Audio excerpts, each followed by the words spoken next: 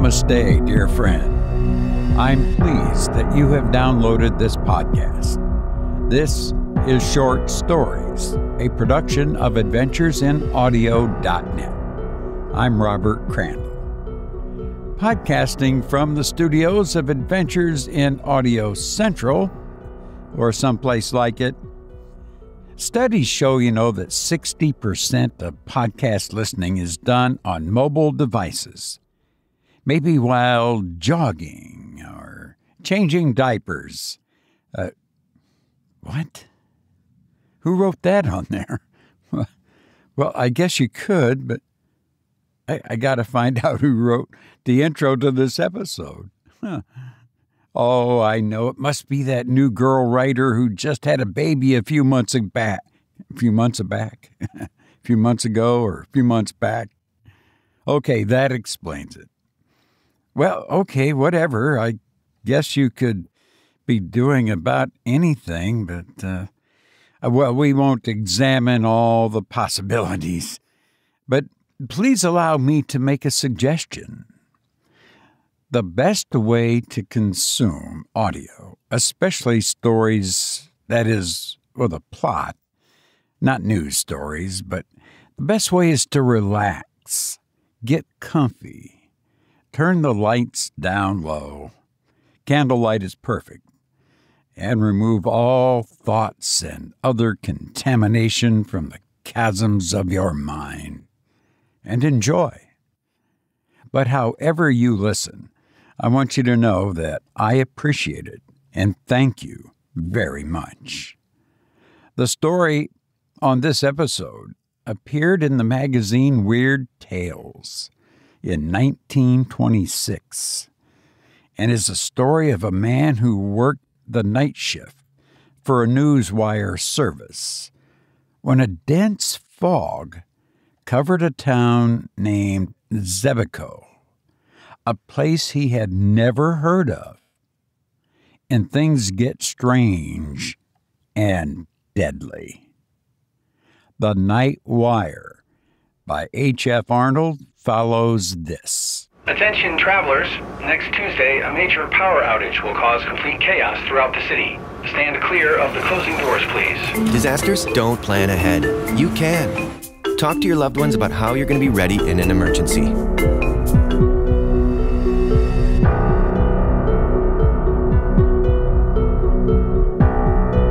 New York, September 30.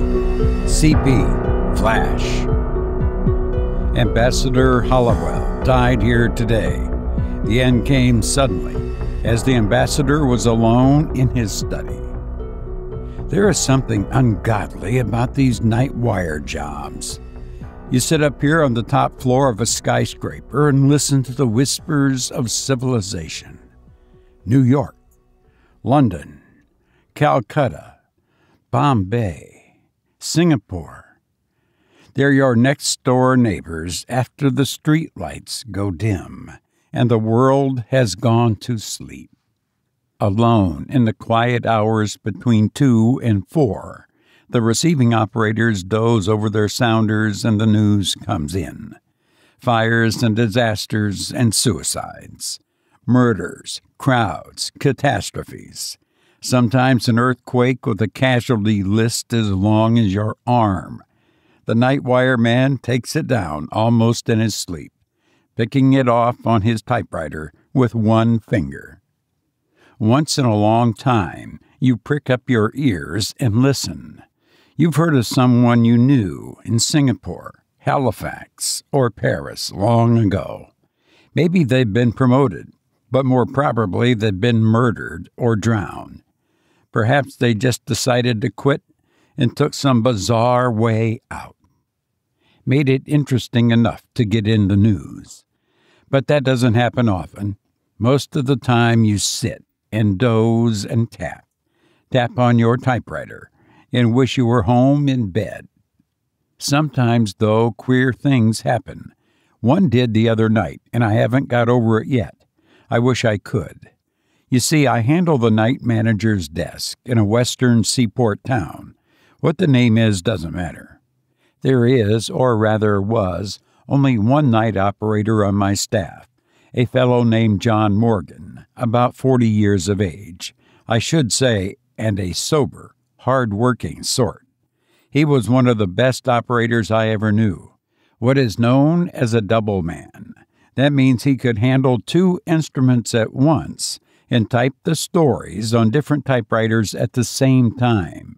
He was one of 3 men I ever knew who could do it consistently, hour after hour, and never make a mistake. Generally, we used only one wire at night, but sometimes, when it was late and the news was coming fast, the Chicago and Denver stations would open a second wire, and then Morgan would do his stuff.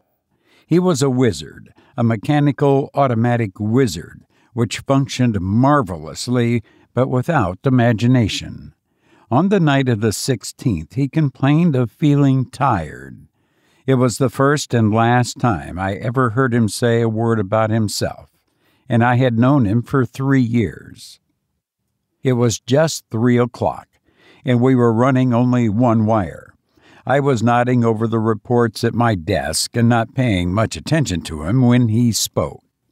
"Jim," he said, "does it feel a little close in here to you?" "Why, no, John," I answered, "but I'll open a window if you like." "Never mind," he said. "I reckon I'm just a little tired." That was all that was said, and I went on working. Every 10 minutes or so, I would walk over and take a pile of copy that had stacked up neatly beside the typewriter as the messages were printed out in triplicate. It must have been 20 minutes after we spoke that I noticed he had opened up the other wire and was using both typewriters. I thought it was a little unusual, as there was nothing very hot coming in. On my next trip, I picked up the copy from both machines and took it back to my desk to sort out the duplicates. The first wire was running out the usual sort of stuff, and I just looked over it hurriedly. Then I turned to the second pile of copy. I remembered it particularly because the story was from a town I never heard of. Xebico. Here is the dispatch. I saved a duplicate of it from our files. Xebico, September 16, CP Bulletin. The heaviest mist in the history of the city settled over the town at 4 o'clock yesterday afternoon. All traffic has stopped, and the mist hangs like a pall over everything. Lights of ordinary intensity fail to pierce the fog, which is constantly growing heavier. Scientists here are unable to agree as to the cause, and the local Weather Bureau states that the like has never occurred before in the history of the city. At 7 p.m. last night, the municipal authorities, more in parentheses, that's all there was. Nothing out of the ordinary at a Bureau headquarters, but as I say, I noticed the story because of the name of the town. It must have been 15 minutes later that I went over for another batch of copy. Morgan was slumped down in his chair and had switched his green electric light shade so that the gleam missed his eyes and hit only the top of the 2 typewriters. Only the usual stuff was in the right-hand pile, but the left-hand batch carried another story from Xebico. All press dispatches come in takes, meaning that parts of many different stories are strung along together, perhaps with but a few paragraphs of each coming through at a time. The second story was marked Add Fog. Here is the copy. At 7 p.m., the fog had increased noticeably. All lights were now invisible, and the town was now shrouded in pitch darkness. As a peculiarity of the phenomenon, the fog is accompanied by a sickly odor comparable to nothing yet experienced here. Below that, in customary press fashion, was the hour, 3:27, and the initials of the operator, J.M. There was only one other story in the pile from the second wire. Here it is. Second, add Xebico fog. Accounts as to the origin of the mist differ greatly. Among the most unusual is that of the sexton of the local church, who groped his way to headquarters in a hysterical condition and declared that the fog originated in the village churchyard. It was first visible as a soft gray blanket clinging to the earth above the graves, he stated. Then it began to rise higher and higher. A subterranean breeze seemed to blow it in billows, which split up and then joined together again. Fog phantoms, writhing in anguish, twisted the myths into queer forms and figures, and then, in the very thick mist of the mass, something moved. I turned and ran from the accursed spot. Behind me I heard screams coming from the houses bordering the graveyard. Although the sexton's story is generally discredited, a party has left to investigate. Immediately after telling his story, the sexton collapsed and is now in a local hospital, unconscious. Queer story, wasn't it? Not that we aren't used to it, for a lot of unusual stories come in over the wire. But for some reason or other, perhaps because it was so quiet that night, the report of the fog made a great impression on me. It was almost with dread that I went over to the waiting piles of copy. Morgan did not move, and the only sound in the room was the tap-tap of the sounders. It was ominous, nerve-wracking. There was another story from Xebico in the pile of copy. I seized on it anxiously. New lead, Xebico fog, CP. The rescue party, which went out at 11 p.m. to investigate a weird story of the origin of a fog, which since late yesterday has shrouded the city in darkness, has failed to return. Another and larger party has been dispatched. Meanwhile, the fog has, if possible, grown heavier. It seeps through the cracks in the doors and fills the atmosphere with a depressing odor of decay. It is oppressive, terrifying, bearing with it a subtle impression of things long dead. Residents of the city have left their homes and gathered in the local church, where the priests are holding services of prayer. The scene is beyond description. Grown folk and children all alike terrified, as many are almost beside themselves with fear. Amid the wisp of vapor which partly veil the church auditorium, an old priest is praying for the welfare of his flock. They alternately wail and cross themselves. From the outskirts of the city may be heard cries of unknown voices. They echo through the fog in queer, uncadenced minor keys. The sounds resemble nothing, so much as wind whistling through a gigantic tunnel. But the night is calm, and there is no wind. The second rescue party, and then it says, in parentheses, more. I am a calm man, and never in a dozen years spent with the wires have I been known to become excited. But despite myself, I rose from my chair and walked to the window. Could I be mistaken? Or far down in the canyons of the city beneath me, did I see a faint trace of fog? Pshaw! It was all my imagination. In the press room, the click of the sounders seemed to have raised the tempo of their tune. Morgan alone had not stirred from his chair, his head sunk between his shoulders.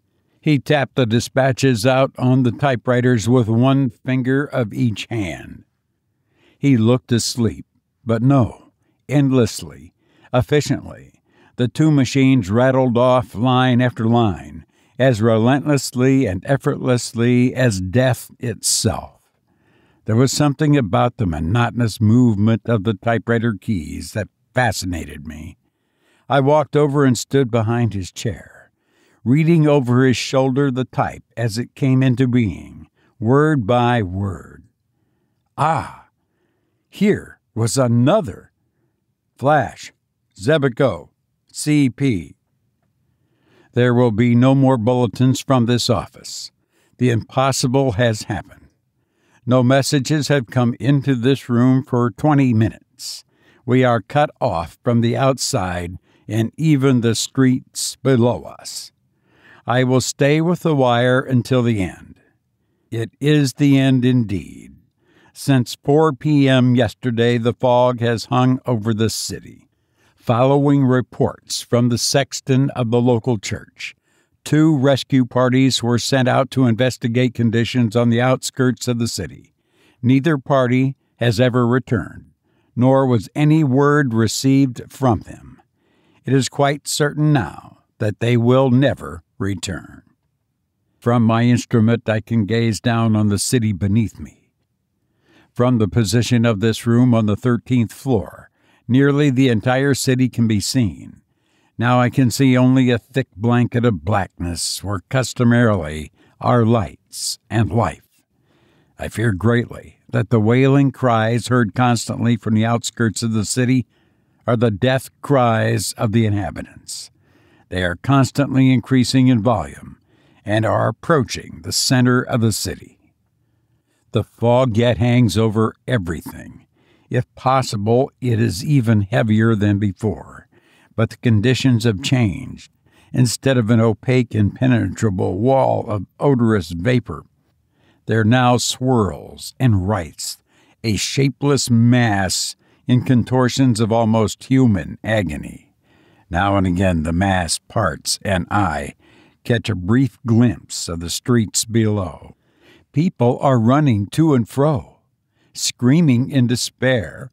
A vast bedlam of sound files up to my window, and above all is the immense whistling of unseen and unfelt winds. The fog has again swept over the city, and the whistling is coming closer and closer. It is now directly beneath me. God! An instant ago the mist opened and I caught a glimpse of the streets below. The fog is not simply vapor. It lives. By the side of each moaning and weeping human is a companion figure, an aura of strange and varied-colored hues.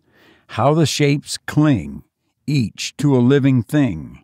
The men and women are down, flat on their faces. The fog figure caresses them lovingly. They are kneeling beside them. They are, but I dare not tell it. The prone and writhing bodies have been stripped of their clothing. They are being consumed piecemeal. A merciful wall of hot, steaming vapor has swept over the whole scene. I can see no more. Beneath me, the wall of vapor is changing colors. It seems to be lighted by internal fires. No, it isn't. I have made a mistake. The colors are from above, reflections from the sky. Look up, look up. The whole sky is in flames. Colors as yet unseen by man or demon. The flames are moving. They have started to intermix. The colors are rearranging themselves. They are so brilliant that my eyes burn. They are a long way off. Now they have begun to swirl, to circle in and out, twisting in intricate designs and patterns. The lights are racing each with each, a kaleidoscope of unearthly brilliance. I have made a discovery. There is nothing harmful in the lights. They radiate force and friendliness, almost cheeriness, but by their very strength, they hurt. As I look, they are swinging closer and closer.